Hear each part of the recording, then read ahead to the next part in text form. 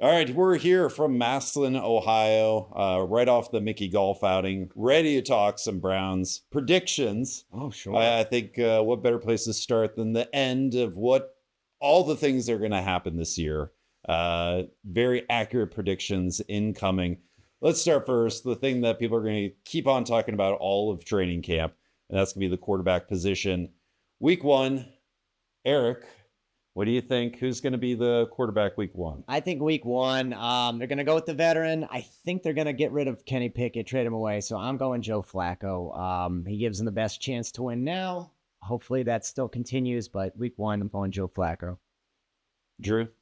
Yeah, I think Flacco's the better quarterback and is the better choice, but I don't think the last couple of years this franchise has made the best choice on the field. I feel like Paul DePodesta from his home office in California has phoned in quite literally the selection here, and from a strategy point of view, the person that gives them the best chance strategically is Kenny Pickett. I think they would love to start him, they would love to play him, and have him look okay to the point where they might be able to move him to a team that needs a quarterback to fill in at the trade deadline. So no one's going to trade for 41-year-old Joe Flacco at this point, I don't think. But I think some people still might be interested, I'll say, if Kenny Pickett can start and look like a serviceable quarterback. I think that gives them the most options strategically.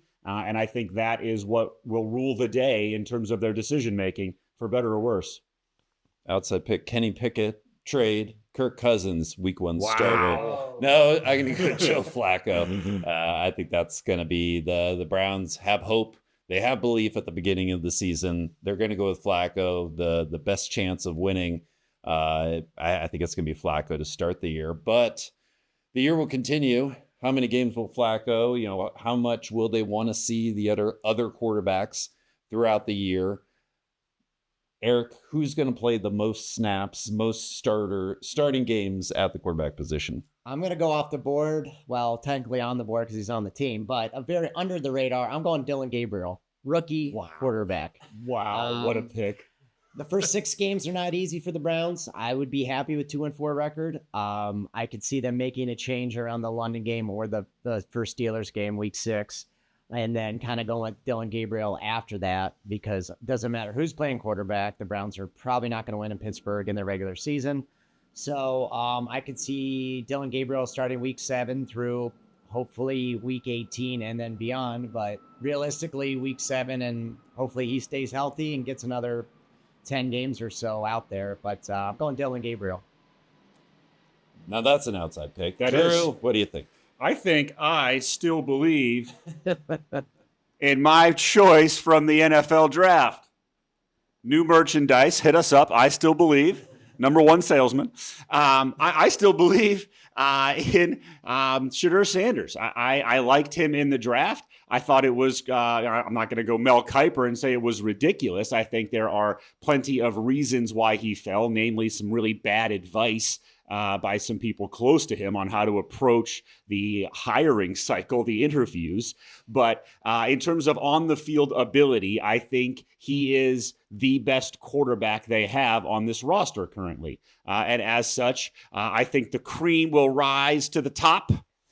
And I believe that he will be the starter at some point, within those first 6 to 7 weeks. And I hope that he remains the starter the rest of the year. And I still believe that he's going to be a really good quarterback in this league. And I hope he's able to show that this season.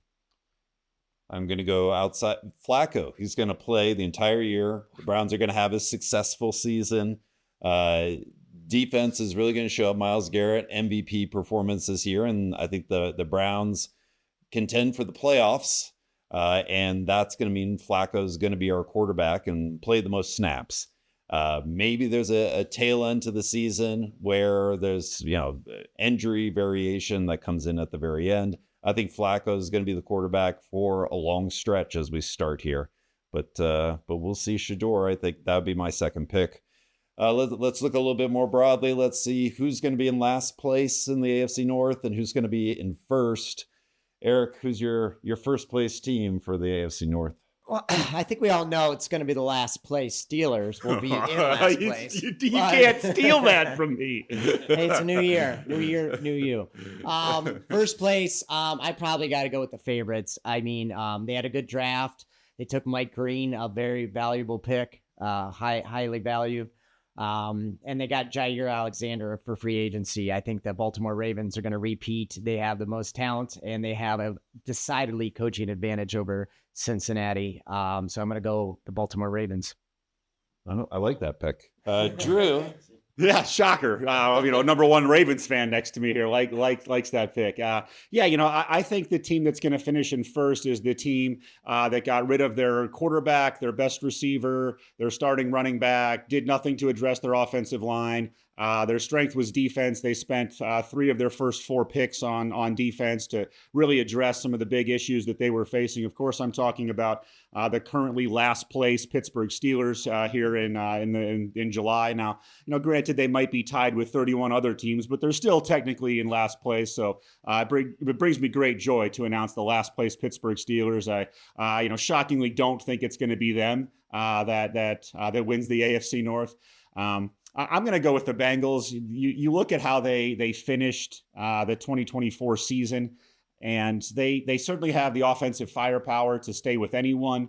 I'm not quite certain about their first-round pick, a 21-year-old defensive end from Texas A&M. He was listed like very raw was the scouting report on him, and he certainly hasn't been in camp yet. They just signed him, so I'm not sure what they're going to get out of him, but if he can help make that defense a little better, just a little bit, I think they have the firepower to stay with the Ravens, and eventually I think they will win this division. I think that happens this year. If you've seen any of our NFL picks and the shorts that we do, I always end it with one way, and I'll end it the same way here. Nice. Browns winning the AFC North. Surprise of the year. Mason Graham, Myles Garrett on that defensive line. Let's see the defense come back to the strength that they had in previous years. Like I'm saying, Flacco, he's going to continue with, Quinshon Judkins, a little bit worried about his offseason. Would just love to see him jump in at running back and really be that next Nick Chubb for the Browns. So I'll go Browns. Nothing but glory if I get that one right. Wow. And a big surprise that I picked the Browns. Super Bowl champions, I won't pick the Browns with this one, but Eric, who you got for the Super Bowl? I'm taking another one that's not highly favored, but every time they're kind of under everybody's radar, they kind of surprise. When they're in everybody's radar, they underwhelm. I'm going the San Francisco 49ers. I think Brock Purdy, he got that new contract. Again, they're not highly touted as the Lions, and I think they're going to surprise some people. I think they have a quote-unquote easy schedule playing the Steelers and that's one win. AFC North. So, I'm going to go with the Niners. I think they have the complete team. I think all the headaches that had been going on are kind of subsiding with the Brandon Ayuk and the other issues there. So, got to go with San Francisco. Drew? Yeah, I'm going to take the Bills. It's been a trendy pick, and it hasn't been correct for anybody that has gone down this route ever. But I got a feeling that they're due. Major League 2, Ricky Vaughn type thing. I think Joey Bosa is going to prove to be a really good signing. He hasn't been healthy in quite some time, but when he is healthy, he's still a really good player. I think he's exactly what they need along that defensive line to just generate a little bit of pressure. They spent 4 of their 5 picks, or their first 5 picks were on defense. Their secondary was terrible last year. The hope is it's a little better if it approaches NFL average in the secondary. I think they've got the talent around Josh Allen on the offensive side of the ball, and particularly on the offensive line.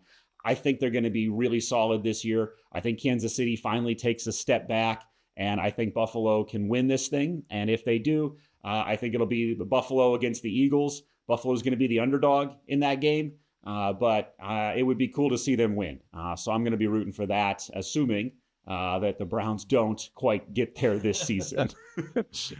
I say I'm going with the Browns in the AFC North, so maybe I balance out some of my insanity here. When the Patriots were winning Super Bowl after Super Bowl, you just didn't bet against Tom Brady and Bill Belichick. I'll do the same thing here. Let's pick the Chiefs consistently in competition. Chiefs, not a bad pick. Let's not pick against Patrick Mahomes. I'll go Chiefs this year, and we'll see what happens. Go Browns. All right.